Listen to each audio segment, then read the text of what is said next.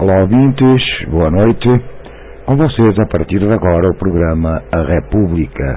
Um programa ao vivo, todas as segundas-feiras, 20 horas, pelas rádios web Cultura Online Brasil, Internacional Lusófona e também pelo site do jornal Gazeta Valparaibana. Este programa tem a edição e apresentação do professor L'Oreal Rocha, que a partir de agora fica com vocês direto do Rio de Janeiro, via Skype. Boa noite, professor L'Oreal. Boa noite, Felipe. O microfone é seu, tudo bem, com a graça de Deus. Como é que está o carnaval aí? Carnaval trabalhando, né? Descansando, tentando descansar. Eu não vou falar na falta d'água porque já falei com você. Nossa Senhora. Vamos lá, meu querido. Vamos lá. Bom, boa noite, ouvintes.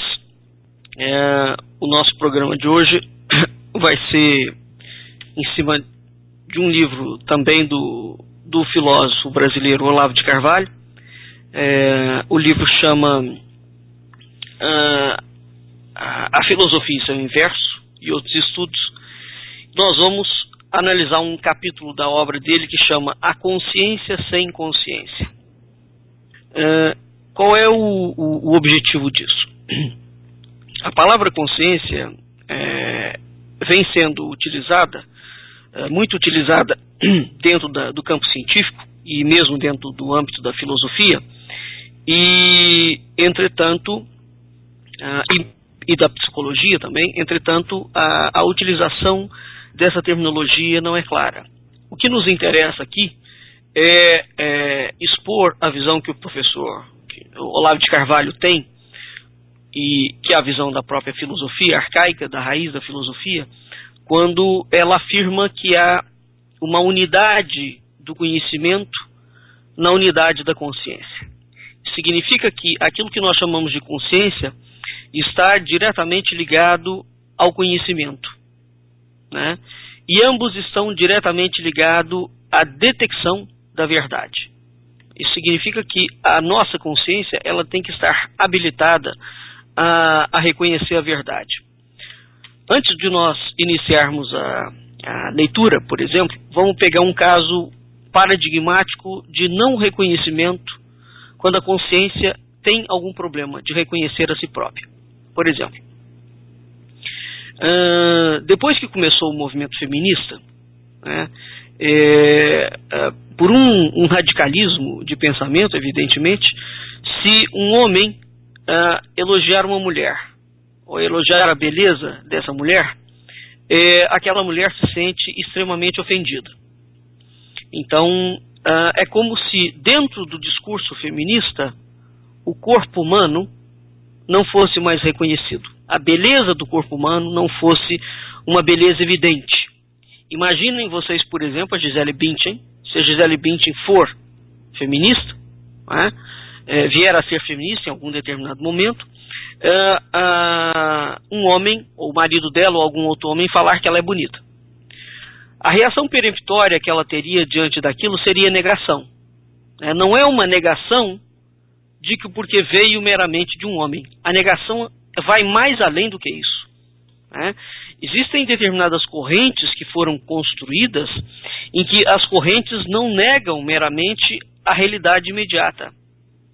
Ela faz com que você não reconheça-se nessa realidade. Por conseguinte, quando uma pessoa é bonita, seja ela homem ou mulher, há um reconhecimento nisso. Quando você não reconhece, você pensa que, no caso da mulher, ela pensa que ela está se defendendo do homem. Por exemplo, o presidente Barack Obama, há poucos dias atrás, elogiou uma negra muito bonita, e as feministas americanas o atacaram pelo igual motivo. Ele não poderia falar da beleza dela, ele deveria falar dos dotes intelectuais dela. O que está em pauta aqui? Várias coisas. Primeiro, você tem uma sensação de realidade. E você não reconhece aonde você está. Esse é um problema ligado ao estudo da consciência. Porque o conhecimento serve para que você se oriente. Ora, se eu sou bonito, eu me oriento num determinado sentido. Se eu sou feio, eu me oriento em outro sentido. Se eu sou inteligente, eu me oriento em outro sentido.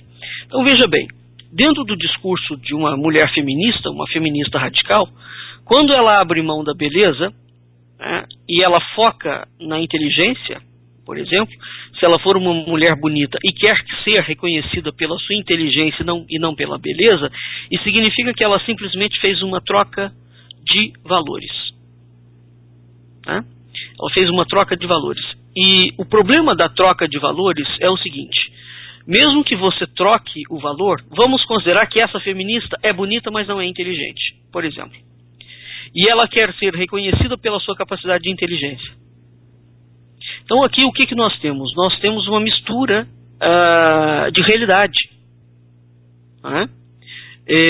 Uma mistura brutal. É esse tipo, assim, rapidamente, de experiências absolutamente estereotipadas que nós temos atualmente. Nós estamos tendo que lidar com ela diariamente. E por que isso está acontecendo? Porque concretamente nós não temos mais, foi desligado, a sociedade desligou aquilo que se chama na filosofia a busca da unidade do conhecimento na unidade da consciência. Porque se o conhecimento que você tem sobre si não puder gerar a realidade verdadeira, o que é a realidade? A realidade, ou a verdade, é aquilo que é mesmo, sem você dourar a pílula. Por exemplo, se você for deficiente, você é deficiente. Né? E não adianta utilizar termos politicamente corretos. Por exemplo, existe uma diferença brutal entre o nível de realidade. O indivíduo que é negro, ele não é afrodescendente. Ele é negro. Assim como o indivíduo que é italiano, né, não é afro-italiano, não é descendente de italiano. Né? Enfim, o indivíduo que é americano tem que ser categorizado como americano. Por trás desses discursos todos politicamente corretos, o que nós temos? Nós temos um desligamento total da realidade em que o ser humano está vivendo. Então, concretamente, essas pessoas não sabem articular conhecimento, né? E mais do que isso, o conhecimento não serve para resolver questões concretas no dia a dia. Porque, por exemplo, voltando ao caso da mulher bonita que é elogiada, vamos pegar novamente a Gisele Bündchen. Ela é elogiada, sim, ela é bonita. Né? E nem todo elogio, evidentemente, é um elogio elegante. Ou mesmo que não seja um elogio elegante, você tem que saber lidar com aquela situação. Sabe por quê? Porque esta situação é um dado de realidade à sua revelia. Então, se a mulher estiver sendo, como dizem, cantada, né, ela tem que saber os mecanismos de poder que ela tem para evitar e suprimir aquela situação indesejada. A negativa da situação absolutamente não conduz a nada. Muito pelo contrário, a negativa é sempre uma desorientação. E toda negativa de realidade, ela não gera consistência na sua vida. Por conseguinte, a negativa da realidade da sua vida não faz com que você, de fato, saiba quem você é. Né? É tão curioso a negativa da realidade, por exemplo, grande parte dos indivíduos que são muito famosos, ou que têm, como a Gisele Bündchen, são muito bonitos. Né? Pessoas que são lindíssimas, os modelos sofrem muito esse problema, tanto os modelos masculinos quanto os modelos femininos. Por que razão os artistas não conseguem lidar com a realidade deles? Seja a realidade que a fama traz, seja o assédio das pessoas, seja a quantidade de dinheiro que eles têm, enfim. O que está acontecendo dentro do campo cognitivo dessa pessoa, dentro do conhecimento que essa pessoa tem, que ela não consegue orientar a realidade diante da sua própria vida. Né? Então, isso é uma situação de uma absoluta confissão social de incapacidade, né, cognitiva. A primeira coisa que nós temos que de fato lidar com ela é a nossa realidade. O que é a realidade? A realidade é aquilo que eu tenho de mais próximo de mim mesmo, que no caso sou eu. Quando eu não reconheço o que eu sou, né, a gente pode ter esse exemplo de inúmeras formas. Tinha um livro muito interessante, lançado há muitos anos, há décadas, sei lá, 40 anos atrás. Eu não me recordo o nome do autor, chamava Todo Mundo é Incompetente, inclusive você. O que esse livro falava? Ele falava claramente o seguinte: você pode ser um excelente gerente, o melhor gerente que já passou por aquela empresa.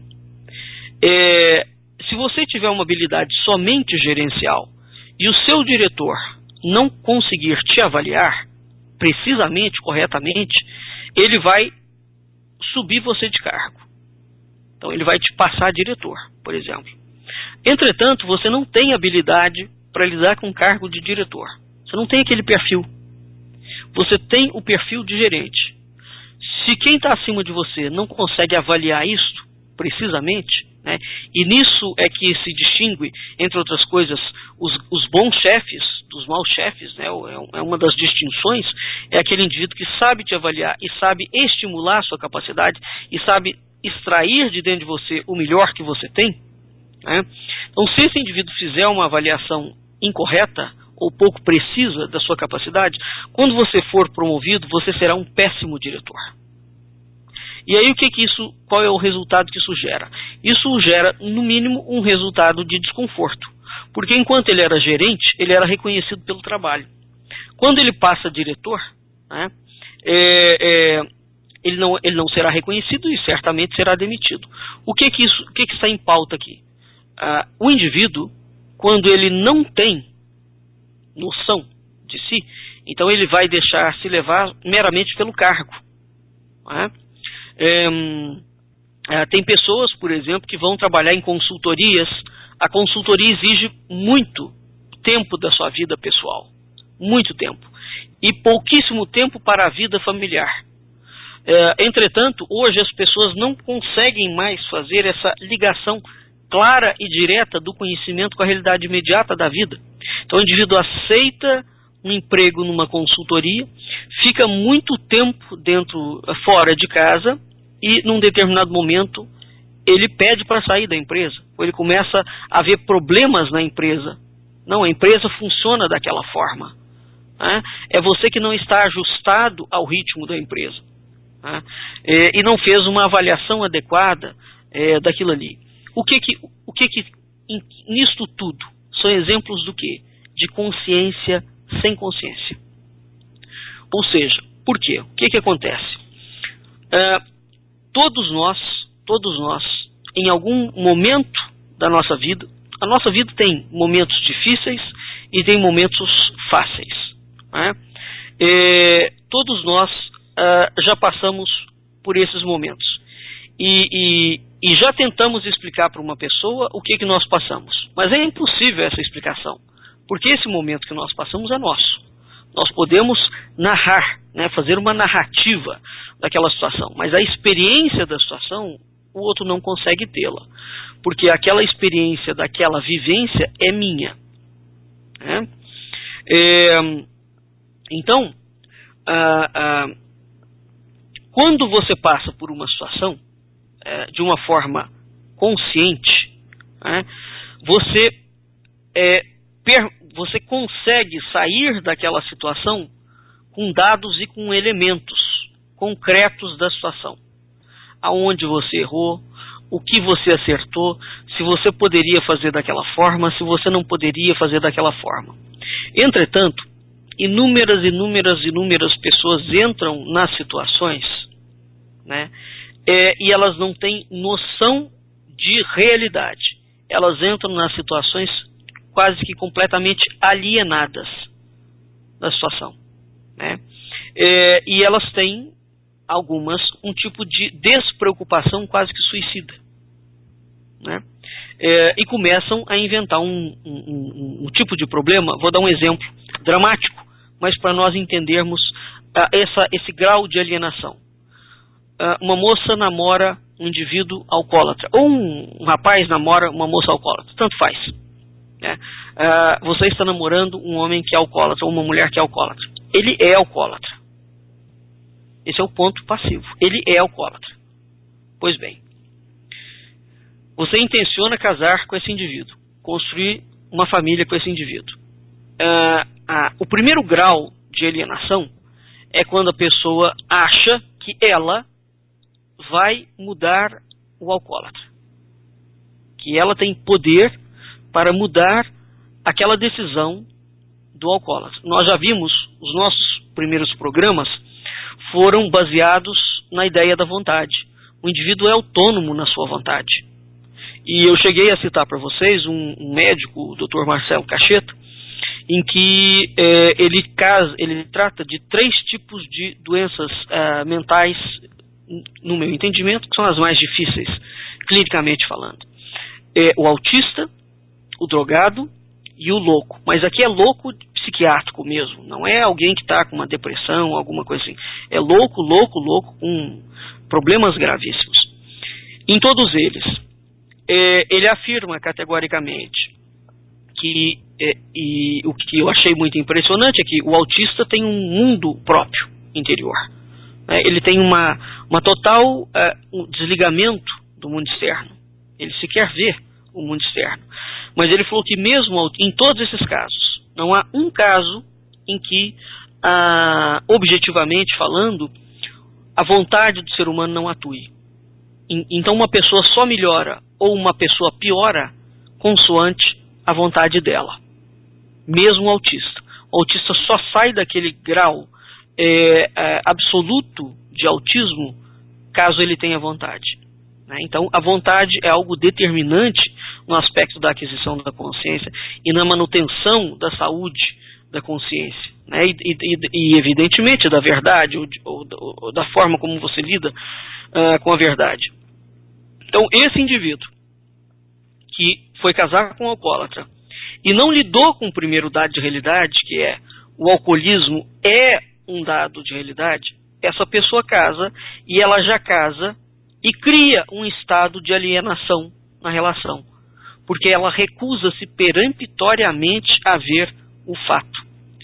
Mães de drogados lidam com isso o tempo inteiro. Por exemplo, os pais, o filho está indo por um determinado caminho, o pai recusa-se, independentemente da razão, ele recusa-se a enxergar que tem alguma coisa no comportamento daquele filho que está fugindo ao padrão, não toma as devidas providências e vê-se imobilizado diante daquilo. Tem um livro terrível que uma aluna me emprestou, que é um livro que trata de uma mãe. O livro chama-se Vamos Falar sobre Kevin. Kevin é um psicopata. Psicopata mesmo, em altíssimo grau. É um jovem.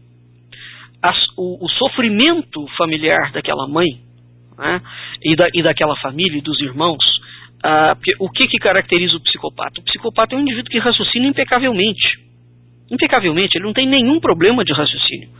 Só que ele não tem nenhuma emoção. Nenhuma. Ele mente para você. A personalidade psicopata, ela tem inúmeras características, muito curiosas, e o psicopata vive num mundo imerso, onde ele enxerga ele mesmo. E tudo vale para que ele consiga satisfazer a ele próprio. Então ele não tem privação de sentido em nenhum momento. Ele sabe precisamente que se ele for matar uma pessoa e esquartejar aquela pessoa, ele está fazendo aquilo conscientemente, ele quer fazer aquilo, ele deseja fazer aquilo com todas as forças e ele vai usar de todos os meios para executar, porque ele deseja aquilo. É um ato de vontade. Então é uma coisa interessante, porque aqui nós temos, por exemplo, um desligamento da vontade com a emoção. Ou seja, a vontade ela não está submetida à sua emoção. Você falar, quando eu quero fazer uma coisa, quando eu tenho vontade. Não necessariamente, claro que não. Quantas vezes eu não tenho vontade de estudar e eu obrigo-me a estudar? Então a vontade é algo extremamente misterioso que eu utilizo, a favor do meu sentimento, a favor do meu intelecto, por exemplo, ou a favor de uma atitude que eu vou tomar, né? Então, essas pessoas que se envolvem dentro de determinadas situações. Então, quando nós entramos numa situação de duas formas. Daí o título desse capítulo do livro do Olavo de Carvalho, A Consciência Sem Consciência. Você pode entrar conscientemente numa situação, né, e você pode entrar sem consciência. A ausência de consciência aqui é um tipo de alienação do fato, né? Então, esses dois, o que nós temos em relação a isso?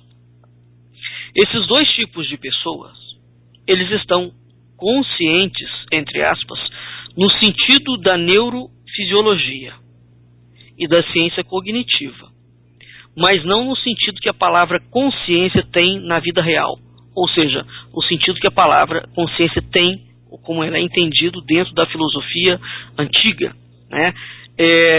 A consciência que a neurociência lida e a ciência, a psicologia lida, é o seguinte: quando eles falam, você está consciente de que, quando você vai tratar e fazer terapia, no caso do indivíduo que é alcoólatra, ou da família que é o familiar daquele alcoólatra, quando eles falam em consciência, eles estão se referindo meramente à simples capacidade desses indivíduos notarem estímulos. Pronto. Essa pessoa não pode ir nada além disso. É disso que a ciência e a filosofia falam. Então, todas as vezes que vocês lerem uma revista científica que fala sobre consciência, entenda que ela não está falando nada. Aquilo é um embuste. É um embuste, é uma retórica que não fala, absolutamente vazia. O indivíduo que é capaz de notar estímulo, o que é um estímulo? É uma luz, é um copo na sua frente. Ele nota, é a presença de uma caneta, é a presença de um cachorro, é um tipo de estímulo qualquer, mas não vai além desse ponto. Essa consciência dessa pessoa não distingue a realidade. Vocês querem ver um exemplo? Guardadas as devidas proporções, geralmente, se nós fizermos uma enquete, um indivíduo que mora numa favela, ele não tem sensibilidade auditiva, por exemplo. É como se o ouvido dele sofresse de um tipo de deficiência auditiva, em que ele não capta nenhuma melodia. Por quê? Porque tem tanto barulho, tem tanto funk, nas favelas que tem isso. Nas favelas que tem muita droga, tanto barulho, tanto funk, tanto isso, tanto aquilo, é tanto estímulo auditivo que essa pessoa vai sofrer de uma doença chamada tone deafness. É um tipo de privação melódica. Só isso explica, por exemplo, o fato de você ouvir músicas metálicas, daquele funk pesado ou daquele rock realmente pesado durante 12 horas seguidas, 15 horas seguidas, e a pessoa simplesmente não reconhecer que aquilo é enlouquecedor. Só o fato de haver essa negação, você está ouvindo uma música, não sei quantos decibéis, se a sua consciência não percebe que a altura da música ultrapassa em muito a sua capacidade auditiva, você já entrou no campo da simples notação de estímulo. Você não vai além desse ponto. Isso significa que essa pessoa que tem esse tipo de reação, ela não tem consciência de si. E como ela não tem consciência de si, ela não tem consciência do entorno. Então é o inverso. Se você não tem consciência de si, de quem você é mesmo, você não consegue ter consciência do entorno mais próximo que te rodeia. Então, nós temos assim inúmeros exemplos. Voltando ao indivíduo que mora na favela. O Olavo conta um fato muito interessante numa aula dele, em que ele disse que os alunos que foi um dos maiores embaixadores que o Brasil já teve, José Meira Pena, estava dando aula na Universidade de Brasília. A Universidade de Brasília, o UNB, é ainda hoje uma universidade de gente muito rica. Não é? Notadamente, determinados cursos da UNB é curso de elite mesmo, de gente muito rica. E Brasília por ser a capital do Brasil, é uma cidade que é a própria burocracia em pessoa. Não é? Tudo em Brasília é burocrático, todo o estamento. Então, o professor Meira Pena fazia a seguinte pergunta para os alunos dele. Qual é o problema da burguesia? Os alunos respondiam tudo. Problema de classe, problema de dinheiro, problema disso, problema daquilo outro. E ele observou o seguinte: todos os alunos dele eram incapazes de responder o ponto fulcral do que ele estava perguntando, que era exatamente a burocracia. Tá? A burocracia. Então, a burocracia, quando você tem um filho de um indivíduo, que é, por exemplo, o filho de um ministro supremo, o filho de um senador, né? Quando ele não consegue enxergar, trazer a realidade na qual ele vive para a realidade verdadeira, significa que ele tem um distúrbio cognitivo. Ele não tem consciência de si. Né? Quando você não consegue perceber, você está falando da sua classe social, e você não consegue perceber, por exemplo, o problema inerente à sua classe social, vamos dizer, qual é o problema inerente de alguém que lida com um drogado? É a droga? É o fato dele ser drogado. Tá?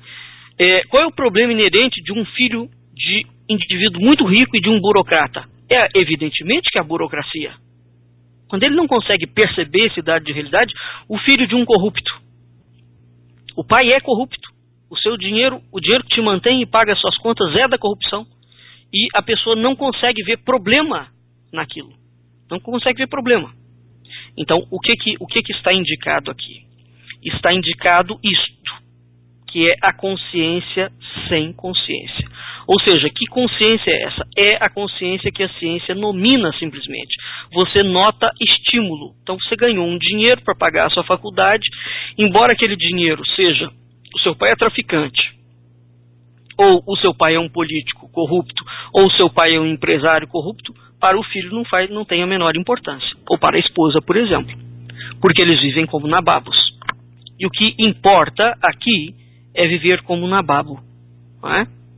A revelia da realidade. Isso vai criando uma alienação. Então hoje o que nós temos? Nós temos uma alienação em todos os campos. Em todos os campos. No campo de quem é rico, no campo da classe média e no campo de quem é pobre. Essa alienação cognitiva, hoje ela tem proporções alarmantes. Né? Proporções alarmantes. E os indivíduos requisitam cada vez mais atenção a determinados pontos que não tem nenhuma relação com o dado de realidade deles. Vamos pegar um exemplo altamente polêmico, que na França está dando muito problema, e no Brasil já estão aparecendo os primeiros casos. O indivíduo que é pedófilo querer adotar crianças. Ora, a prática da pedofilia já configura abuso. É evidentemente impossível que haja uma lei em sã consciência, ou seja, uma lei consciente e de juristas conscientes que apoiem a prática da pedofilia, ou que descriminalizem a pedofilia. Isso é a mesma coisa de você falar que o grande chefe do cartel de narcotráfico pode simplesmente começar a vender narcotráfico ou drogas dentro de escola. Você libera aquilo. Então, se o agente é o agente daquele mal, como é que você vai liberar o mal? E por que está sendo feito isso? Porque houve a consciência, ela lida com um plano profundo, em que você tem que ter uma noção perfeita e exata de bem e mal. Existe o bem e o mal. É evidente que existe. Todas as vezes que você fala que tal pessoa cometeu tal crime, ou tal pessoa errou nessa atitude, é porque por trás da sua palavra existe a garantia de um conceito de bem, como os gregos concebiam, um bem supremo. Então você não tem nenhuma ideia de justiça se você não tiver noção de bem e de mal como uma coisa clara e distinta na sua cabeça. Tá? Bater numa criança pode? Pode. Um tapa não faz mal. É uma correção. Espancar uma criança pode? Não, não pode. Entre outras coisas, por quê? Porque existe, no mínimo, uma questão de tamanho. O adulto tem muito mais força que uma criança, né? E ele não tem o direito, por uma questão, aqui no mínimo, por uma questão de tamanho. Ele deve medir força com alguém do tamanho dele. É uma questão quantitativa em primeiro lugar. Em segundo lugar, o pai que perde a estribeira e espanca o filho é porque esse indivíduo não é um pai. Porque o indivíduo que é um pai, ele não perde a paciência a esse ponto. Porque a criança, novamente, por uma questão quantitativa, é incapaz de vencer o adulto. Incapaz. Porque ela não tem elementos, inclusive, para vencer o adulto. Né? Então, por que o adulto não consegue controlar a criança? Notadamente os adultos de hoje. Porque eles abriram mão de alguma outra esfera, que não entra no campo aqui agora. Então, isso vai gerando uma confusão de zonas, de limites, de uma série de coisas. Muito bem. Então, voltando à questão da consciência. A sua percepção do mundo, né, tem que ser uma percepção clara do que te rodeia. Você tem que ter um tipo de acuidade. Né? Então, quando você está diante de um trânsito, por exemplo, que o trânsito está caótico, você está preso no meio do trânsito, né? Tem hora para chegar no seu trabalho, tem um celular perto de você. Se você está com a sua acuidade de consciência funcionando, você pega o telefone, levanta o telefone e notifica, por exemplo, seu chefe que vai chegar atrasado. É exatamente essa acuidade, os animais nunca perdem essa acuidade. Né? Os animais estão sempre alerta em relação ao ambiente deles. Então, se tem um sinal de perigo, né, o animal está com você. É isso que se chama instinto, por exemplo, um animal. Né? Mas ele está com você e, embora ele esteja com você, ele está alerta. Né? Por quê? É um tipo de consciência que ele tem dele próprio e que ele tem do ambiente que o cerca. Quando você passa a não perceber a consciência que você tem do ambiente que te cerca, entenda qual é o nível de consciência que você tem. O nível da consciência científica. Você só recebe estímulo. Você não percebe a si próprio. Né? Então, você passa a substituir esse conceito, né, seguro de que você está raciocinando, e que você está pensando, que você está interagindo e que você está consentindo dentro dos seus sentidos ou da sua interioridade com o ambiente. Não está. Você está completamente fora daquela realidade. Né? Então, o verdadeiro discurso da consciência, sobre a consciência, tem, ao contrário, o dom de intensificar a consciência, inclusive no momento em que você raciocina a respeito dela. Quando nós falamos que a pessoa tem que ter uma consciência real, uma consciência na vida real, esse discurso exige que o ser humano seja presente dentro da sua própria vida. Né? Ele não é um indivíduo meramente discursivo, ele não é um indivíduo meramente verborrágico, ou seja, que fala sem atinar para o que está falando. E se alguém te chamar a atenção para o que você está falando, você sequer ouve e aceita o que você falou. Você vai negar o que você falou. Né? Então, isso tudo, dentro da filosofia arcaica, era estudado. Né? Platão, Sócrates, notadamente Sócrates chama os discursos que Platão todo descreve o tempo inteiro. Sócrates está chamando da atenção da pessoa para que ela volte para dentro de si. Né? E volte num sentido de verdade. Ele vai inquirindo, fazendo cada vez mais profundamente a pergunta, mas quem é você? Quem é você? Quem é você? E vai fazendo com que você se desidentifique com essas falsidades que você acha que você é. Né? Então, a consciência, num sentido forte da palavra, num sentido preciso do termo, ela é uma autoconsciência atual. Ela é uma autoconsciência responsável, ou seja, ela só existe no indivíduo real, no seu eu real, no seu presente, atuante. Uma consciência genérica, uma consciência abstrata é um fetiche corpóreo, puro e simples, um fetiche. Então, quando as teorias, inúmeras teorias, querem fazer com que o homem se identifique com o seu corpo e não pense no ato que ele está fazendo, como por exemplo a pedofilia, é uma identificação com o corpo, não é uma identificação com a consciência. A apologia às drogas é uma identificação com o corpo, não é uma identificação com a consciência. O sexo enlouquecido é uma identificação com o corpo, não é uma identificação com a consciência. Qualquer coisa que te prive da identificação da sua consciência, da sua autoconsciência verdadeira, é privação do seu sentido real. Você não está habilitado a lidar com a sua vida. E não está mesmo. Quando você não está habilitado a lidar com a sua vida, o que vai acontecer? O entorno, você se torna um peso para o seu entorno, para o seu pai, para a sua mãe, para a família, para a sociedade, etc. E há pessoas que não vão conseguir se reestabelecer nunca. Né? Então, o que nós não temos hoje? Hoje nós não temos, as escolas, por exemplo, não lidam com a aquisição da consciência de forma nenhuma. De forma nenhuma.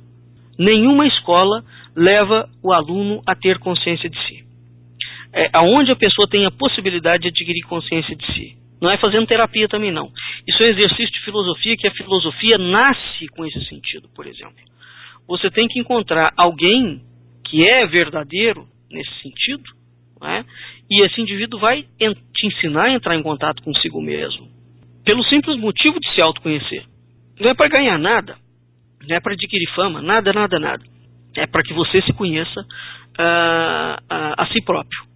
Vamos dar uma parada aqui, vamos para um breve intervalo, nós voltamos daqui a pouco e vamos voltar novamente nessa ideia da imagem do eu ideal, que é o único critério que você pode ter para alcançar algum tipo de objetividade para a sua própria vida. Vamos ao intervalo. Voltando ao nosso segundo bloco, é preciso nós distinguirmos algumas coisas. O fato de uma pessoa ter nome, por exemplo, Sofia, não significa que essa pessoa tenha conhecimento de si. O nome não confere automaticamente uma validade cognitiva. E nem tampouco o nome por si só, você recebeu um nome, aquele nome significa que você tem um eu ordenado. Como é que a gente identifica um eu, por exemplo? A tradição sufi tem várias formas, né? A filosofia também tem várias formas.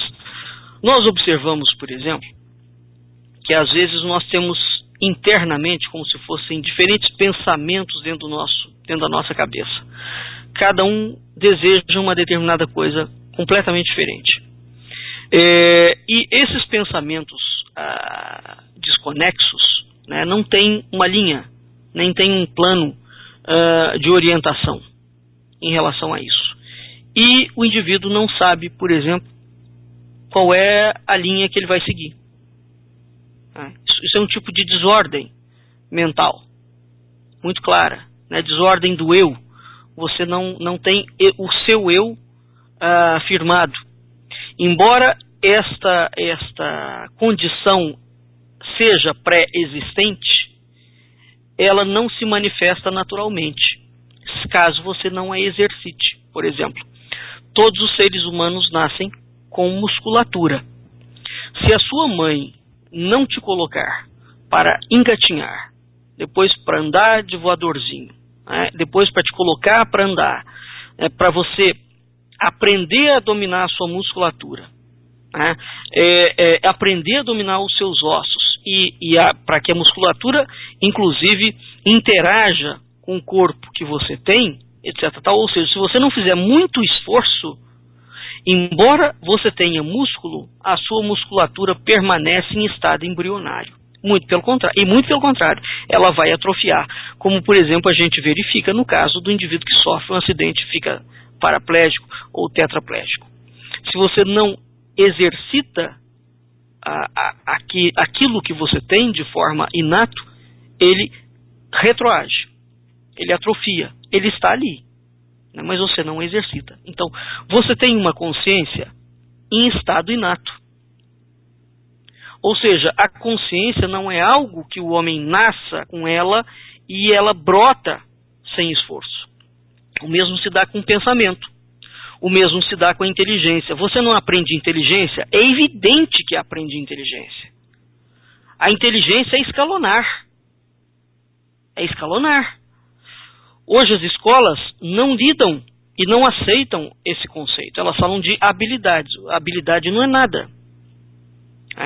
Então a inteligência é uma coisa que você desenvolve a inteligência e vai treinando aquela inteligência. No programa que nós fizemos no Culturas e Identidades, o primeiro programa de fevereiro, que foi com o Edésio Reichert, nós falamos de um professor que foi o professor Pierluigi. O professor Pierluigi, por exemplo, falava isso claramente, mostrava como a neurociência já provou isso há muito tempo. Inteligência é uma coisa que você desenvolve. E você desenvolve na escola, inclusive. As escolas teriam que ter professores que saibam desenvolver inteligência. E a família também. Então, o fato de nós termos, por exemplo, eu tenho emoção. Todos nós nascemos com tudo em estado embrionário. Eu nasço com pensamento, eu nasço com emoção, eu nasço com corpo, eu nasço com uma determinada característica fisiológica. O uso que eu for fazendo disto que eu naturalmente tenho é que vai determinar se eu serei eficiente para mim mesmo ou se eu não serei eficiente. Então, o fato de nós termos emoções não significa que nós somos pessoas emocionalmente equilibradas. O equilíbrio é uma conquista. Porque o homem tem emoções boas e emoções más. Ele tem pensamentos bons e pensamentos maus. Tem. Então, isso entra novamente num tipo de critério, num tipo de escolha. Vamos considerar que eu cresci num ambiente em que todo mundo gritava. Gritava uns com os outros. Não tinha a menor educação, o menor trato. Como a criança aprende por imitação, e a educação hoje, inclusive, não ensina isso mais, mas a criança cognitivamente aprende por imitação, ela vê e ela vai imitar, e até os 7 anos de idade, aquilo ficou marcado como um imprint nela. Então, se ela cresceu num ambiente extremamente conturbado, ela vai tornar-se um adolescente, um adulto conturbado. Bom, depois que tornou-se um adolescente, um adulto conturbado, por uma razão qualquer, vamos dizer que aquela pessoa não goste de gritar. Então, o que ela vai ter que fazer? Ela vai ter que fazer um esforço. Primeiro, tomar consciência de que ela grita. E aceitar que grita. E não dar desculpas para gritar. Por exemplo, eu gritei porque você me provocou. Não, você grita. Eu me descontrolei porque você me descontrolou. Não, você se descontrolou. É igual o pai. A criança faz tal coisa, o pai espanca a criança. Não. Não é a criança que te levou a tomar a atitude de espancá-la. Você é uma pessoa violenta. Porque um indivíduo que espanca uma criança, espanca um cachorro, espanca a esposa, ele é violento. E porque ele não faz aquilo esporadicamente, ele não tem um rompante, a não ser que ele tenha dupla personalidade ou alguma coisa do gênero. Mas excetuando-se esses casos clínicos e até neurológicos, não. O indivíduo tem aquele caráter mal formado dentro dele. O que a ciência nos faz pensar? Que como nós temos emoções e nós temos pensamentos, nós sabemos naturalmente lidar com as nossas emoções e com os nossos pensamentos. Não sabemos de jeito nenhum Isso tem que ser educado. E a primeira referência em relação a isso é a referência familiar. Quer dizer, se você já nasce com um aparato cognitivo, pensamento, emoção, vontade, etc., para construir a sua identidade, porque não é o seu nome que te dá a sua identidade. A sua identidade é você que vai dar lá. Não é o nome que te identifica com você mesmo. Tá?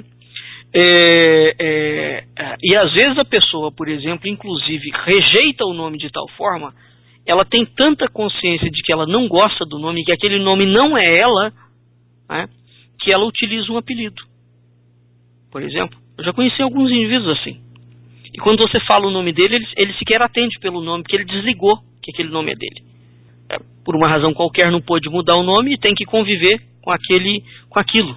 Né? Mas a pessoa, na verdade, não se chama aquilo, nunca. Ela não se vê representada naquilo ali. Isso é uma imagem de eu muito forte. O indivíduo sabe o que ele quer, por exemplo. Né? Então, esse critério de que você é você mesmo, entenda, você não nasce com ele formado. O mesmo se dá, por exemplo, com o fato de ser pai. O indivíduo casou, teve filhos. O fato de você ter filhos não significa que você saiba ser pai, porque você nunca foi. Porque a pessoa acha que ser pai é meramente uma função biológica, ou que aquela função biológica, que é quase um acaso, não é, te habilitou naturalmente a exercer aquela função. A função de pai é completamente diferente da função de marido. Completamente diferente. A igreja, antigamente, a igreja católica, notadamente a católica, para, de certa forma, apoiar o ser humano nessa nova fase da sua existência, ela fazia um treinamento. Você fazia curso de casal, você fazia curso de noivado, você fazia curso de pai e mãe. Né? Hoje em dia o indivíduo acha que não. Ele acha que ele tem filho, ele sabe cuidar do filho. Não sabe. São essas noções completamente equivocadas que o ser humano tem de si. Né? Eu entrei dentro de uma empresa, eu sou o gerente. Bom, por mais que eu trago dentro de mim aquela experiência de gerente, aquela empresa é diferente. Por conseguinte, eu tenho que trazer o cabedal que eu trago e me adaptar àquela realidade nova. E aí, é somente dentro desse espírito de humildade, por exemplo, e de reconhecimento do meu entorno. Reconhecimento do entorno. Então, quando o indivíduo tem filho e ele naturalmente acha que ele é pai, ele tem um problema de desconexão com a realidade imediata dele. Total e absoluta. Então, nós encontramos essas situações, assim, elas são muito mais corriqueiras do que a gente pensa. Pessoa formou, qualquer caso, o indivíduo formou, fez o curso de medicina. Bom, você tem um diploma de médico. Você não é médico. Né? Porque o exercício da profissão é que vai te habilitar ao domínio do diploma. É o exercício. Sendo que este exercício, consoante a pessoa que você for, pode te fazer um bom ou mau médico. Independentemente de você ter sido, por exemplo, um excelente aluno ou um péssimo aluno. Porque há pessoas que têm total enfado às escolas, porque as escolas, com raríssimas exceções, são atrativas. Normalmente elas são chatíssimas e os professores são muito mais chatos ainda.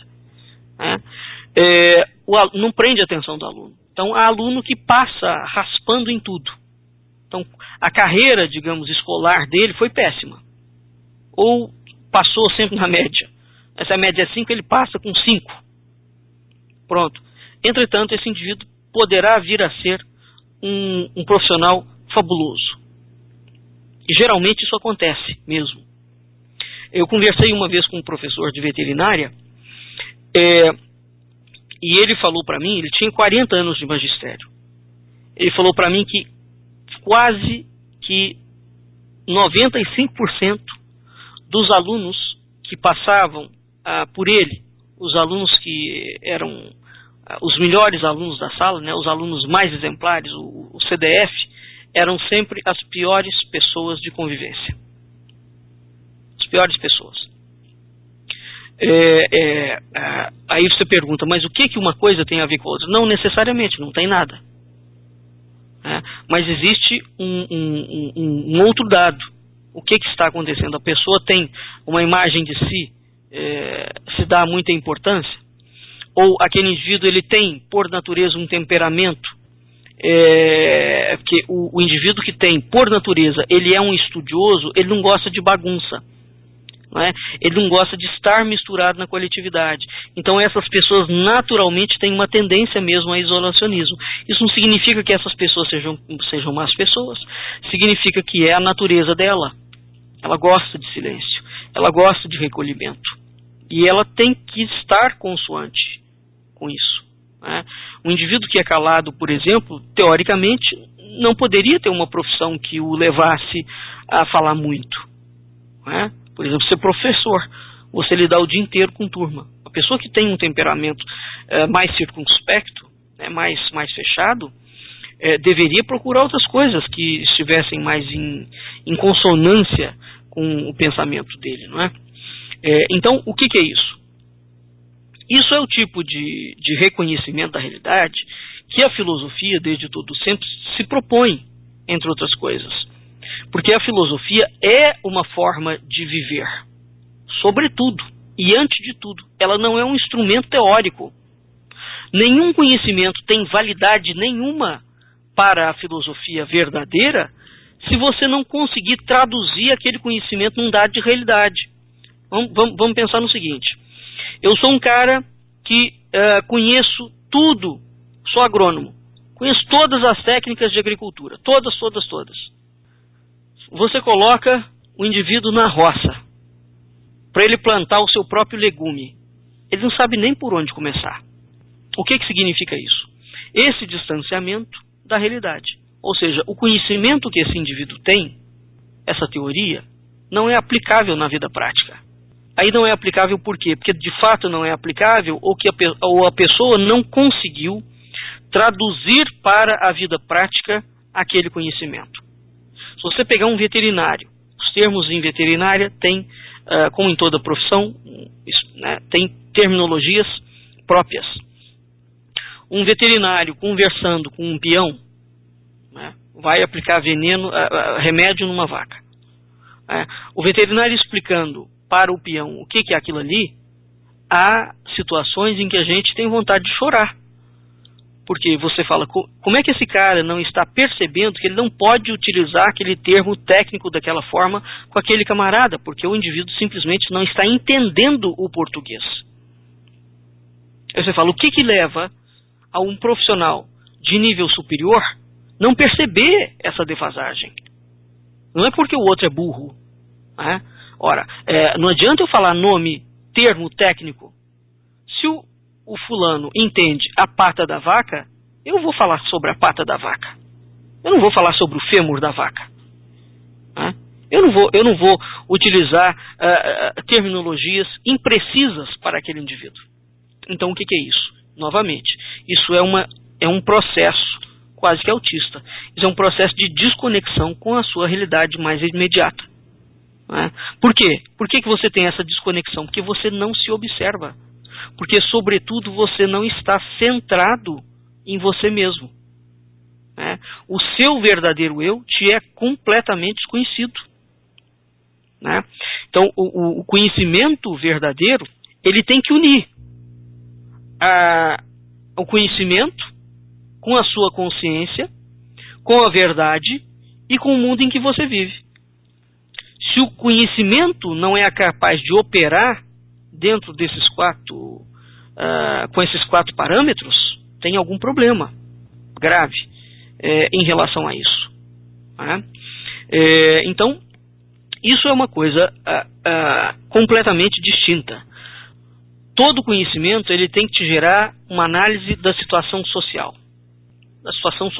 mais próxima que você tem. Se você é incapaz de enxergar a sua situação social imediata, você entenda o seguinte: você tem um problema de consciência. A palavra consciência não se aplica. Você não tem consciência de si. Né? Isso significa que você não consegue observar a sociedade nem exteriormente. Você é um mero participante comandado, porque você não sequer tem papel, consciência do seu papel dentro do todo social, porque você não compreende a si próprio. Quando você não compreende a si próprio, você não compreende o seu entorno imediato e você não compreende a sociedade como um todo. Vamos ver um outro exemplo disso. Normalmente, quando os casais se separam, queixa comum, ambos se acusam de fazer determinadas coisas e aquele indivíduo não reconhece aquela acusação. Como, por exemplo, vamos dizer que a mulher fala que o marido é ausente. Né? O marido fala que a mulher é gastadeira. Ambos recusam aquela afirmação. Bom, e se for verdade que o marido é ausente? Né? Bom, e se for verdade que a mulher é gastadeira? Qualquer indivíduo, numa análise exterior, por exemplo, poderia reconhecer aquele dado de verdade. Aí você fala, como é que essas pessoas não conseguem enxergar uma verdade que é clara, notória e evidente? Por conta disso. O fato de nós termos um nome, o nome não nos dá consciência de nós. O nome não cria consciência. E a nossa família é incapaz de criar consciência. A consciência é um processo que eu construo ela dentro de mim. E se eu não a construir, é impossível. Eu vou passar a vida como um mero espectador. Um mero espectador. No curso que nós temos aqui, eu já falei para vocês algumas vezes, do curso Quarto Caminho, nós sempre mostramos aos nossos alunos que a vida dele tem dois planos de realidade imediata. Tem um plano de realidade objetiva e tem um plano de realidade subjetiva. Normalmente as pessoas querem se reconhecer somente no plano de realidade objetiva, que é aquele plano de realidade confortável. Por exemplo, você é bonito, você é poderoso, você é bom, são as coisas que teoricamente, para aí você tem que ter o conceito de bem e mal, embora você não raciocine que tem esse conceito e que a sua cabeça opera dentro dele. Aqueles outras categorias que a sociedade qualifica como negativo, por exemplo, o indivíduo é egoísta, é fofoqueiro, é queixoso, é controlador. Ninguém quer ter essas coisas. Mas não se trata de você querer. Você tem. Então, o inverso é que é verdadeiro. Vamos dizer que eu entenda e que eu assuma que eu sou controlador. Como eu assumo que eu grito. Quando é que eu vou ter a capacidade de parar de gritar? Quando eu conseguir identificar que aquela verdade é a minha verdade mais imediata. Eu grito. Pronto. Não é meramente uma constatação. Num primeiro momento é uma constatação. Num segundo momento é a aceitação da verdade que você é. Isso não significa que você continuará sendo esta verdade daqui a 2 anos. Você pode parar de gritar. Bom, você é bêbado. Você será bêbado a vida inteira? Claro que não. Por outro lado, se você não empreender um esforço para modificar, o indivíduo é um presidiário, é um autocriminoso. Significa que ele continuará cometendo crimes a vida inteira? Claro que não. Entretanto, ele só deixará de cometer crimes se a vontade dele estiver atuante. E não é a pena que vai conferir a esse indivíduo reflexão sobre o crime. Pode até ser que leve ele a pensar sobre alguma coisa. Mas isso é um ato de vontade. Isso é um ato de vontade. Então qualquer coisa, é isso que nós precisamos de entender. O ser humano, ele nasce com aparatos cognitivos em potência, como a musculatura. Mas esses aparatos não se desenvolvem naturalmente, sem que você se esforce, e esse esforço é objetivo. Hoje, por que as pessoas escrevem muito mal? Mal mesmo. Gramaticamente falando, tem letras péssimas, não conseguem coordenar pensamento, não conseguem fazer nada. Você não tem, durante a infância, a escola abriu mão de botar a criança para fazer deveres de casa em que faz caligrafia, por exemplo. A caligrafia não é só para você aprender a ter letra bonita.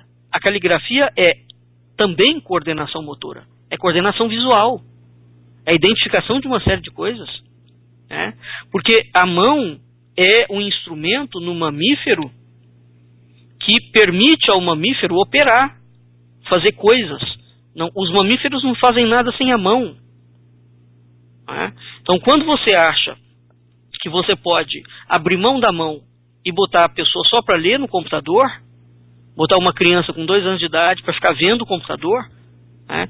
Isso evidentemente vai gerando no futuro um esfacelamento cognitivo naquela criança. É uma coisa incontestável. Quer dizer, a área da neurociência tem hoje muitas explicações, né? E corrobora aquilo que os antigos já entendiam como determinados métodos para determinadas coisas, e você não pode abrir mão desse método. Não é porque você é um indivíduo conservador, é porque ele dá errado mesmo. Né? Se você não colocar uma criança para andar, por mais rico que você seja, ela não vai desenvolver a musculatura dela. Por que você acha que você não vai privar o seu filho de desenvolver capacidade cognitiva? Claro que vai. Se você estiver fazendo o cérebro dele operar em níveis muito abaixo, ou com aquilo que não é a capacidade cerebral, evidentemente que o problema está posto. Não é?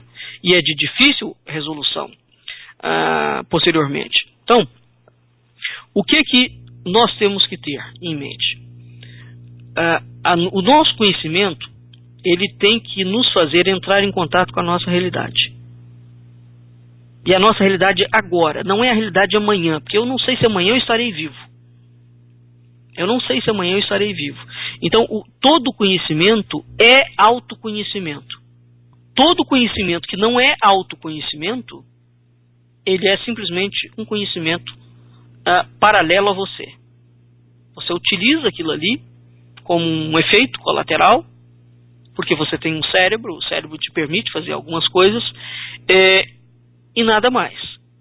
Então, quando o conhecimento que você tem não é autoconhecimento, entenda que de imediato o seu papel na sociedade já está defraudado.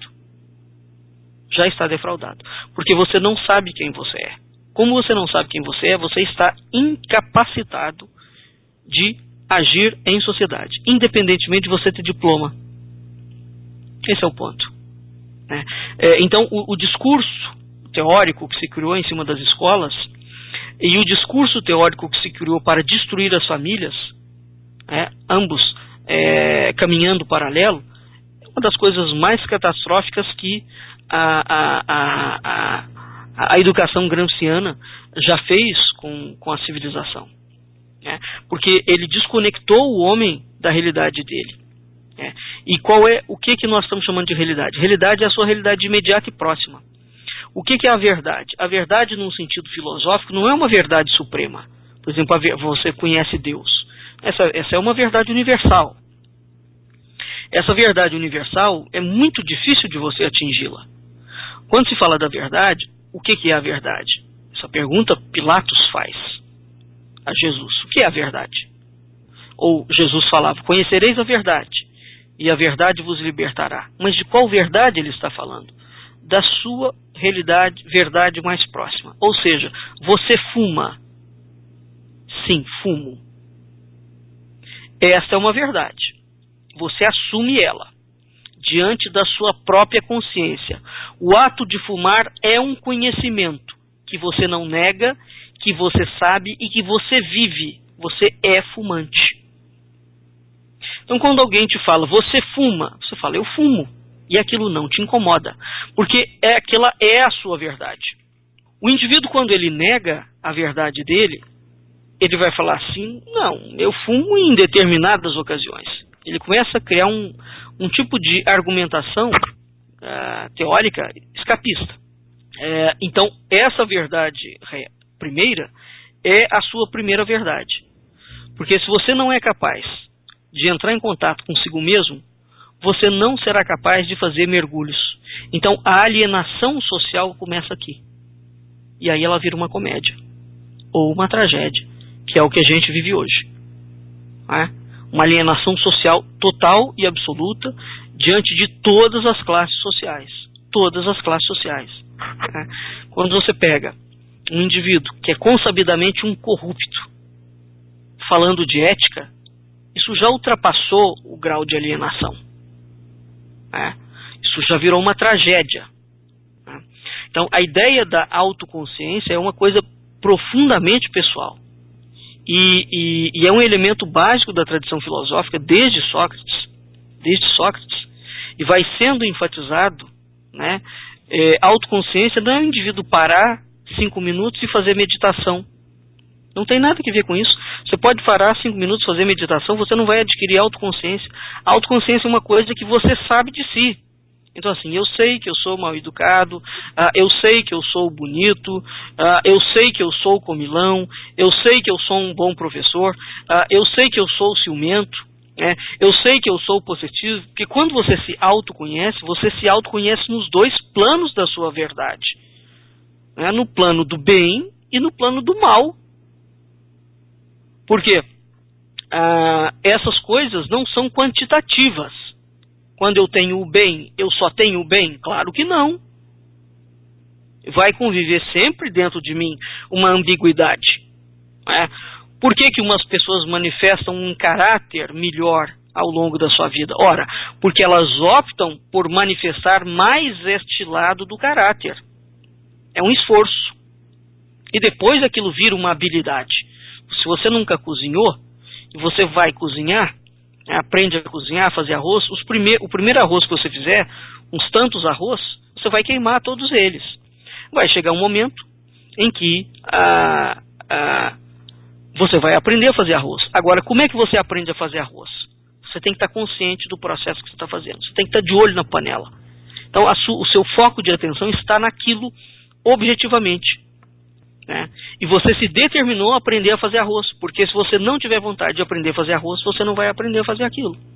Nós voltamos para o primeiro programa, a vontade, a palavra crise.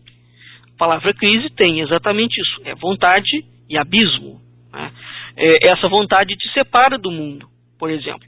Quando você tem uma autoconsciência muito firmada, se o outro chegar e falar para você, você é um fumante, você fala, sim, eu sou. Há um abismo entre você e o outro. O abismo não é sempre não tem um sentido negativo. Muito pelo contrário. O abismo é aquilo que te distancia do outro, mas te aproxima de si. Num contexto positivo. Porque quando você tem esse abismo num sentido negativo, o indivíduo fala que você fuma e você fica constrangido de fumar. Por quê? Porque você não tem conhecimento sobre si. Você fala, não, eu fumo porque eu quero fumar. Ponto final. Doa a quem doer. Por mais difícil que seja o outro aceitar essa realidade. Mas essa realidade não cabe ao outro. Essa realidade é sua. Percebe? É sua. E isso num sentido máximo. O indivíduo quer se drogar. Ele quer se drogar. Se ele quer se drogar, pronto, deixa ele se drogar. O que é que se vai fazer? Não pode se fazer nada. É uma opção. O homem tem livre-arbítrio. Você tem que respeitar isso.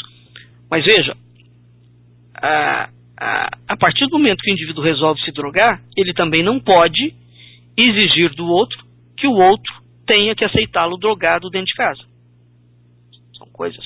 Porque todas as opções que nós fazemos, todo ato de vontade, tem uma consequência. É uma coisa imediata.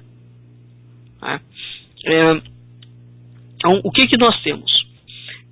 O autoconhecimento é uma das questões filosóficas mais elevadas que existe na filosofia. É esse autoconhecimento que vai fazer com que você se torne um ser humano real. Percebe? Porque você nasceu ser humano, mas você não se tornou humano. A humanização do ser humano é uma conquista de verticalidade.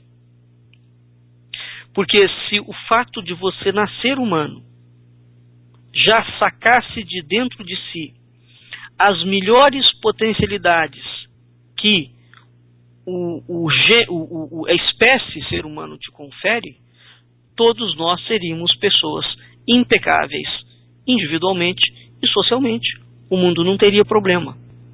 Nós nascemos seres humanos, mas nós não somos indivíduos humanizados.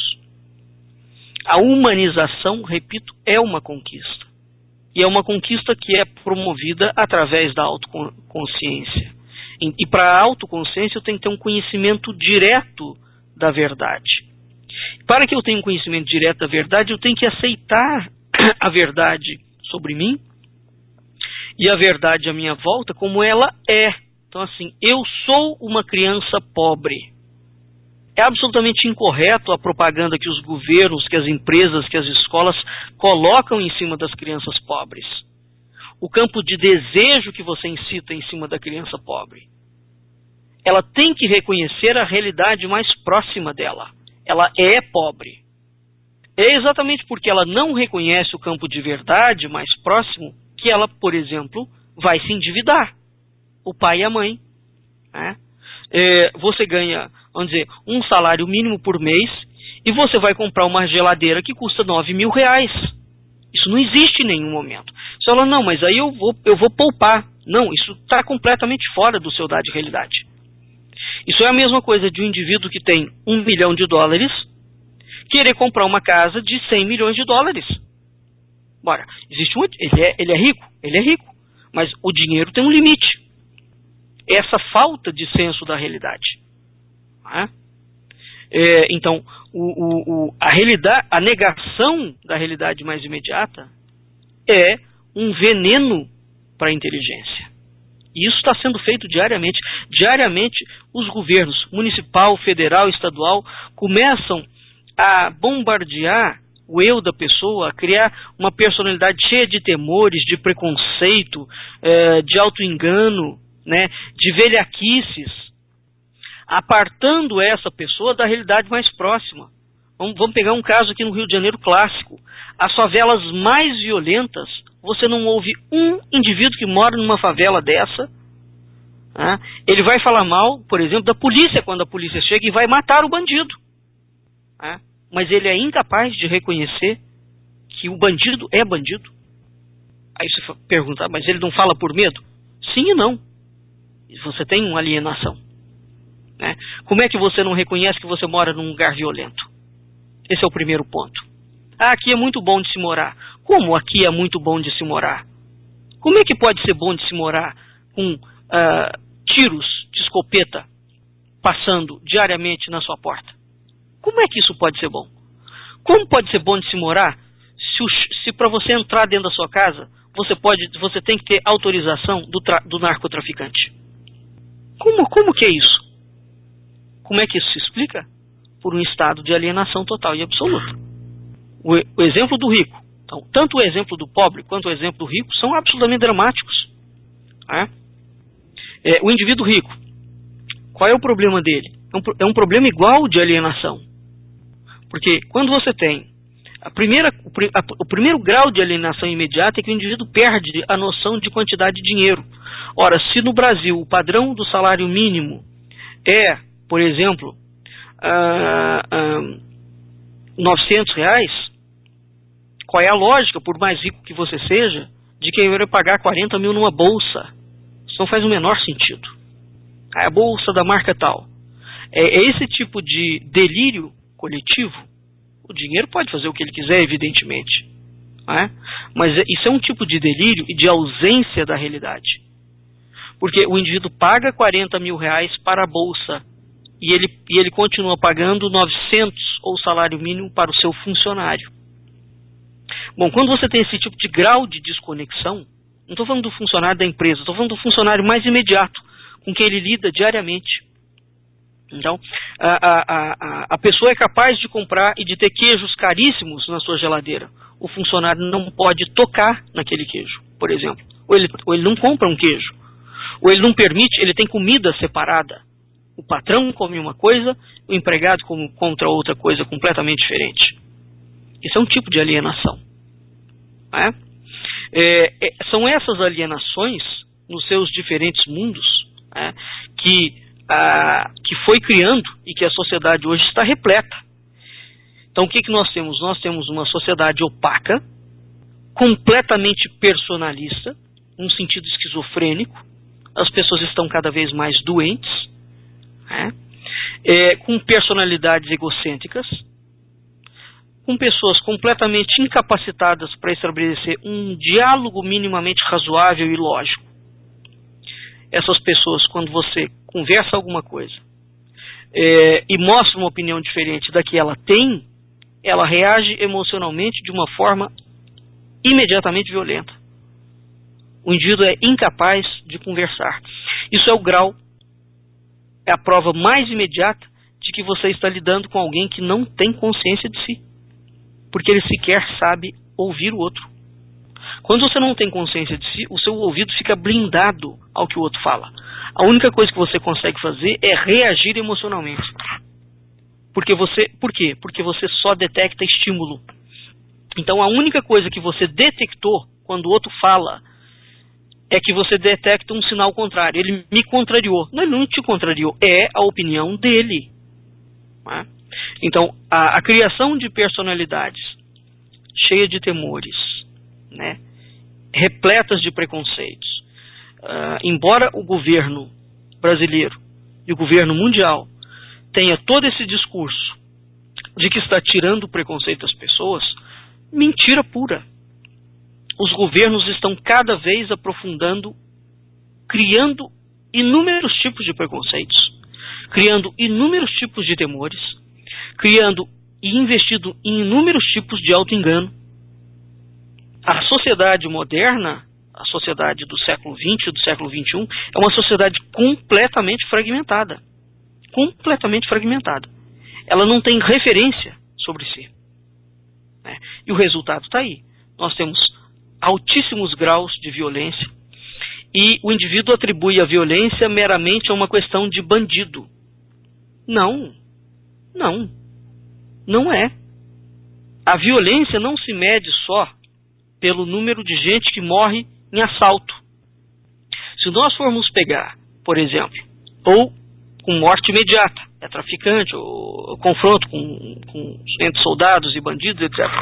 Se nós formos pegar o número de pessoas que morrem de violência no Brasil, né, se você pegar o número de indivíduos que morrem porque utilizaram mal o carro, são maus condutores, né, o número de indivíduos que são atropelados, o número de mulheres que são violentadas, que são estupradas, o número de crianças que os pais espancam, né, e vai por aí afora, o número de analfabetos funcionais, o número de pessoas que vão aos psiquiatras e aos psicólogos.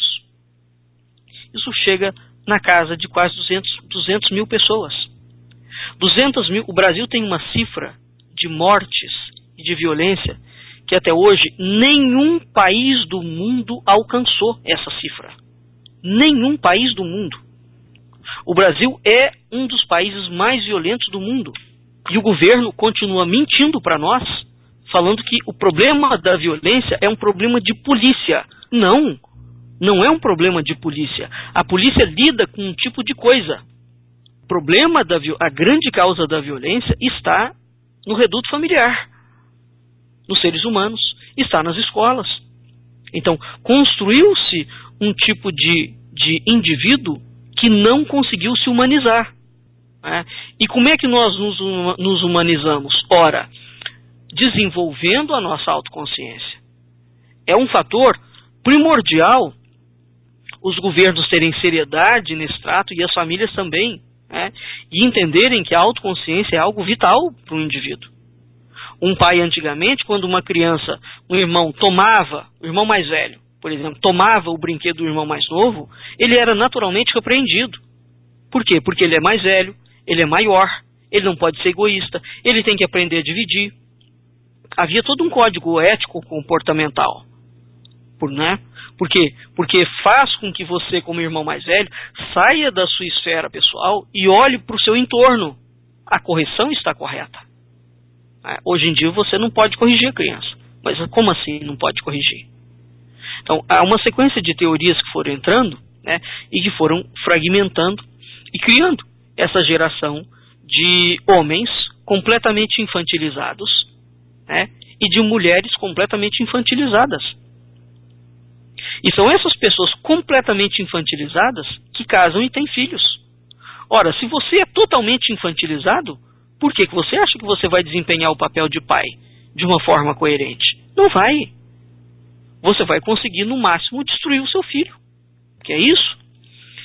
Então, o século XX conseguiu criar esse tipo de anomalia. É uma decapitação coletiva da consciência. Você não pode pensar sobre si. Você não pode pensar no conhecimento filosófico, né? No sentido do autoconhecimento. Porque esse aspecto do autoconhecimento, primeiro, você tem que aspirar a ele. Ele tem que ser um valor de verdade de tal forma, valor mesmo, e não é valor que você vai ganhar alguma coisa com isso. Você tem que querer se conhecer. Porque se você não se conhecer, se você não for um bom profissional, por exemplo, por que a pessoa preza a profissão? Porque ela sabe que ela lucra com aquela profissão de uma forma ou de outra. Por que nós não entendemos que se nós nos humanizarmos, nós temos a ganhar muitas coisas? E podemos controlar melhor a nossa vida. No mínimo, por exemplo, eu vou poder ser um marido melhor. No mínimo, eu vou poder ser um filho melhor. Esse marido melhor, esse filho melhor, não significa... Eu vou dar um exemplo absolutamente radical. Eu dou muitos desses exemplos para os meus alunos, para eles entenderem a gravidade da coisa. A sua mãe é dona de um prostíbulo. Você é literalmente filho de puta. Você nasceu ali dentro. Uma das maiores violeiras brasileiras, a Helena Meirelles, nasceu dentro de um puteiro, nunca foi puta, e tornou-se a maior... Começou a tocar dentro dos puteiros. Completamente ignorante, analfabeta, não sabia nada. Mas era uma violeira de marca maior. Depois adquiriu fama internacional. Mas em nenhum momento ela se identificou com aquilo ali. Não era a realidade dela. Então vamos voltar aqui. Esse exemplo da Helena é um. Ela sabe quem ela quer, ela sabe o que ela quer. Uma mulher no meio do Mato Grosso, no lugar do nada, em que você não tinha nenhuma possibilidade de ser alguma coisa diferente, ela era categórica aquilo. Ela falava, eu não vou ser puta. Isso eu não vou fazer. Não quero, não faz parte de mim. Não é essa vida que eu quero. E foi escolher outro caminho. E se ingrou e escolheu esse caminho. Então, a sua mãe é dona de prostíbulo. O fato de você respeitar a realidade do seu entorno significa que você vai fazer uma faculdade de economia para administrar o prostíbulo da sua mãe? É claro que não. Não tem nada que ver uma coisa com a outra. O respeito, a ideia do sentido de realidade, ou de amor ao conhecimento, não passa por aí. Isso só poderia ser uma verdade se aquilo fosse uma verdade sua. Então não há nenhum mal nisso. O problema está em você falar, não, eu não tive chance. Não, a chance é você que se dá. É preciso entender isso e, inclusive, parar de culpabilizar o nosso pai e a nossa mãe. Porque os nossos pais, a não ser que eles sejam, de fato, indivíduos perversos, e por alguma razão nós também nascemos ali, não há como desconectar isso aí, a não ser que eles sejam indivíduos extremamente perversos, o seu pai e a sua mãe dão o que eles conseguem dar. Ninguém dá o que não tem para dar. A pessoa só dá o que ela tem. Então, se ele não te deu mais, é porque ele, como pessoa, não tinha para te dar mais. O filho não pode exigir isso. É uma questão de hierarquia. Você tem que reconhecer que aquele era o limite do seu pai. O limite dele não poderia ser maior? Poderia. Se ele tivesse trabalhado no projeto de ampliação da humanização dele. Mas ele não trabalhou. Não adianta você culpabilizá-lo. Trabalhe você dentro do seu projeto de humanização. Então, primeiro ponto, no processo de adquirir a autoconsciência, você tem que querer aspirar ao conhecimento. Isso é um ato de vontade e de decisão individual. O segundo estado disso aí, que é um estado real, você tem que querer ser você mesmo. Você mesmo. com toda a sua miséria, com toda a sua ignorância, com todo o seu auto-engano, com todos os seus defeitos, com tudo que você tem de ruim e com tudo que você tem de bom. Você é você. Você não é aquilo que o seu pai quer que você seja. Você não é aquilo que a sua mulher deseja que você seja. Você não é aquilo que o seu patrão quer que você seja. Você não é aquilo que Deus quer que você seja. Você é aquilo que você quer ser. Ponto final. Isso não está em discussão. Então, se você quiser ser um exímio miserável e malvado, seja com absoluta perfeição e convicção de que este é um ato de vontade. Você se levou a isso. Não foi o seu pai, não foi a sua mãe, não foi a circunstância. Porque se toda a situação que nós nascemos, se o meio determina ipsis literis o caráter de um indivíduo, toda pessoa que nasce em meio pobre, inevitavelmente seria pobre. E toda pessoa que nasce em meio violento, inevitavelmente seria violento. Isso não é verdade. E toda pessoa que nasce em ambiente rico, seria inevitavelmente rico. Não é verdade em nenhum dos casos. No Brasil, por exemplo, os filhos de rico, a riqueza brasileira é notória, é clássica. O rico brasileiro não consegue ter a segunda geração, manter a fortuna até a segunda geração. Os ricos do mundo inteiro conseguem. Passar da segunda, da terceira, da quarta. Por que no Brasil não consegue? Porque o filho de rico não aprende a trabalhar. Via de regra. E os pobres foram no mesmo caminho. Estão criando crianças que não aprendem a trabalhar. E a classe média foi para o mesmo caminho, criando indivíduos de classe média que não aprendem a trabalhar. Bom, se ninguém trabalhar no país, quem é que vai trabalhar? Como se o trabalho fosse um problema. Não, é o trabalho que cria riqueza. É o trabalho que cria prosperidade. É o trabalho sobre si que cria indivíduos mais humanos. Cada um de nós tem que trabalhar naquilo que é dentro da sua competência e dentro da sua esfera. E sem chorar por isso. Né? E porque também o trabalho, eu nasci rico, nada me garante que eu vou morrer rico.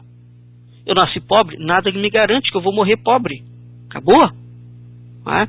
E eu vou ter as conquistas na vida, a não ser que eu ganhe, a não ser que eu tenha a sorte de herdar uma herança, né? Eu vou ter exatamente a conquista que eu me esforcei para ter. Nada mais, nada menos. Então, o terceiro aspecto, então repetindo, você tem que querer conhecer.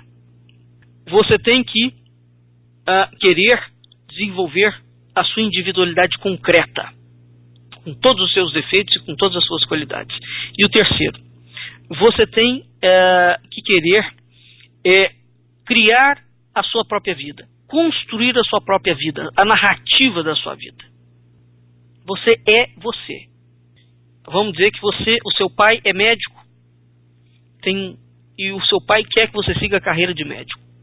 De jeito nenhum.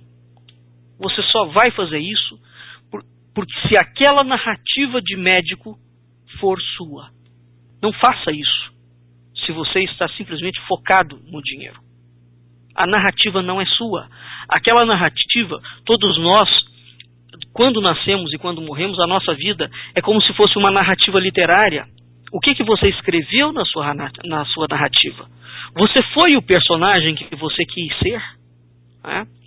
E um quarto elemento, você tem que ser um observador do seu entorno, um observador consciente. Então, se você não tem conhecimento do mundo e não quer adquirir conhecimento, se você não trabalha para construir a sua individualidade concreta, como é que você vai construir a sua realidade concreta? Lidando com a verdade mais imediata do mundo. Você é pobre, você é rico, você é negro, você é magro, você é deficiente, você tem essa facilidade de fazer tal coisa, você não tem essa facilidade de fazer tal coisa. Aprenda a entender que esses limites não são limitantes. Eles simplesmente designam um passo inicial para uma questão. Você tem músculo. Você não está pensando se o seu músculo vai funcionar. Você põe ele para funcionar. Você tem pouco conhecimento. Neste momento, faça um esforço e você vai ampliando o seu conhecimento. Você grita com as pessoas, faça um esforço para não gritar com as pessoas. Você não tem educação, faça um esforço para você tornar-se uma pessoa mais educada. Isso é a construção da sua individualidade concreta. É a partir dessas ações extremamente concretas que você vai criando a narrativa da sua vida.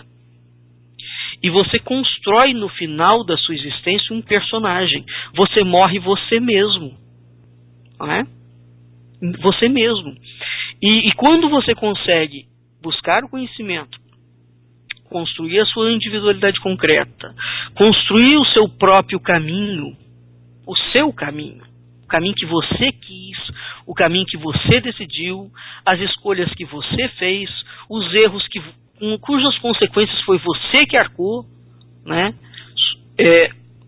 Há o observador oculto, o observador em que você está observando a sociedade, porque você está agindo dentro da sociedade. E, novamente, você vai precisar, para reconhecer o ambiente em que você vive, você está vivendo na sua verdade. Você está lidando com ela diariamente. Você tem que fazer a mesma coisa com a sociedade. Qual é o ambiente no qual estou metido? Bom, então eu estou no meio do deserto.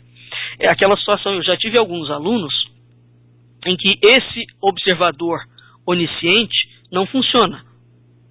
Por exemplo, eu sou um brasileiro, estou na Alemanha, quero comer feijoada. Pô, não pode. Você não vai encontrar feijoada na Alemanha. Aí a pessoa se angustia, porque ela não encontrou feijoada na Alemanha. Pronto. O que é isso? O ambiente que te envolve exige de você uma adaptação a ele. Se você está no frio, de 40 graus, você tem que estar com uma roupa compatível.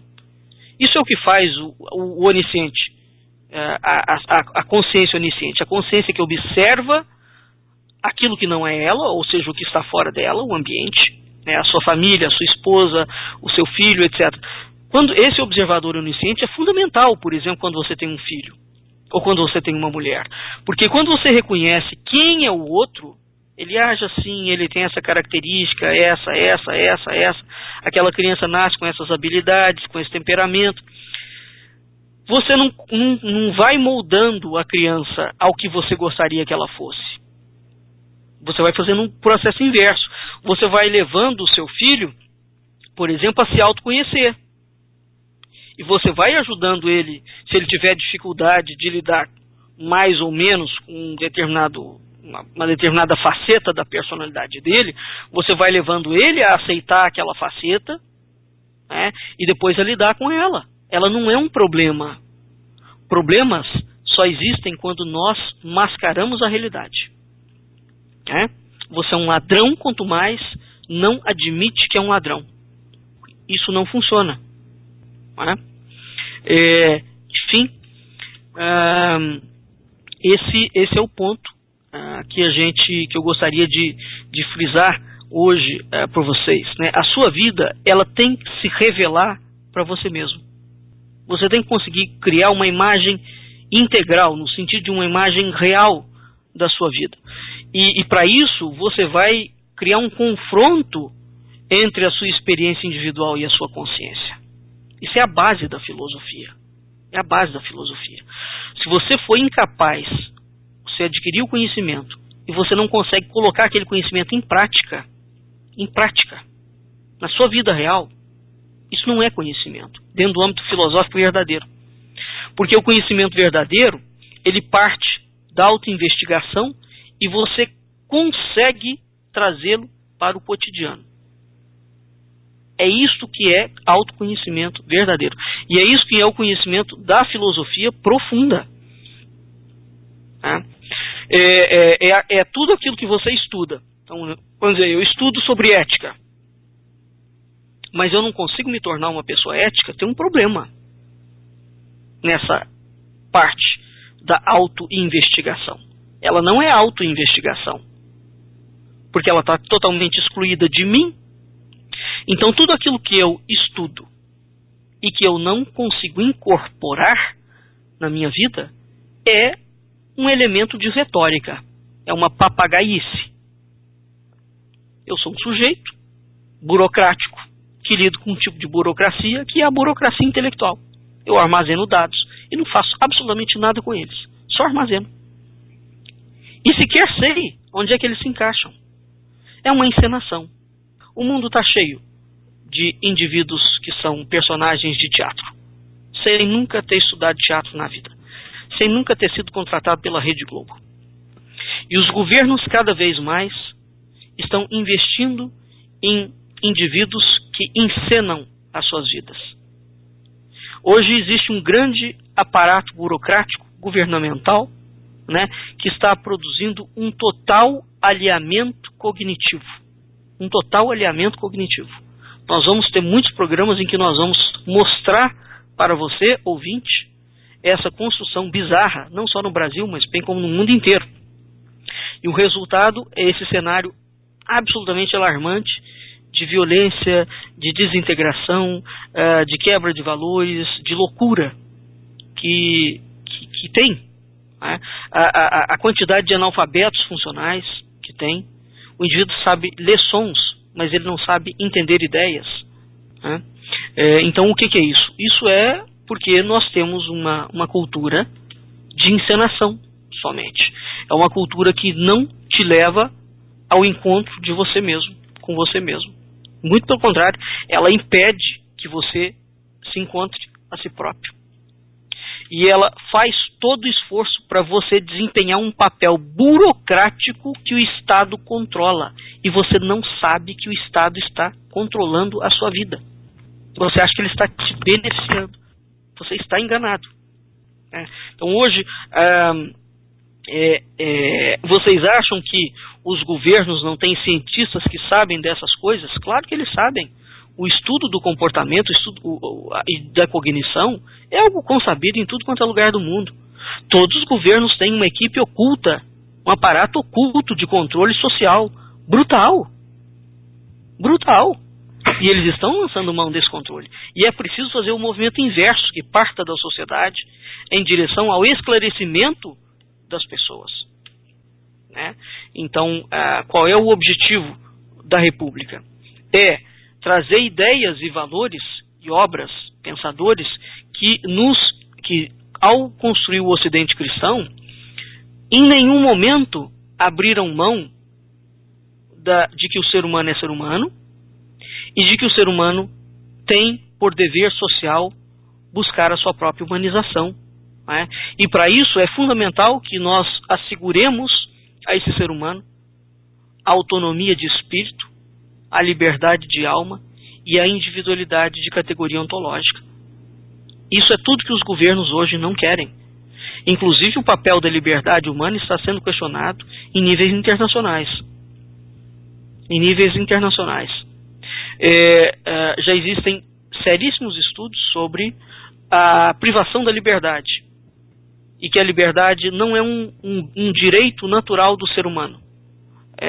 Isso dá uma ideia de que o futuro que os governos estão traçando para nós não é nem um pouco generoso. Muito, muito, muito pelo contrário. Né? Porque a liberdade, quem nos deu foi Deus. É a ideia do direito natural. Quem é que me criou? Não foi um outro homem. E não foi o pai e a minha mãe. Foi alguém superior. Então, as espécies existem, essa criação é sobrenatural. Portanto, eu tenho direito de existir. Se um governo fala que eu não tenho direito de existir e que eu não tenho liberdade, tem um problema aqui. Eles vão começar a criar os termos constitutivos para ter a minha vida sob controle do Estado. Muito bem, nós vamos ficando por aqui e voltamos no próximo programa, a República, em que nós vamos continuar analisando essas questões que vão fazendo você criar uma ideia precisa da autoconsciência, da necessidade que você tem de ter autoconsciência, entendendo isso. Autoconsciência é aquilo que você é. Não abra mão de ser quem você é, mas para ser quem você é, você tem que saber quem você é. Você não nasce sabendo. Isso é uma escolha, e é uma conquista, é um trabalho sobre si. Até a semana que vem. Muito obrigado pela audiência. Até mais.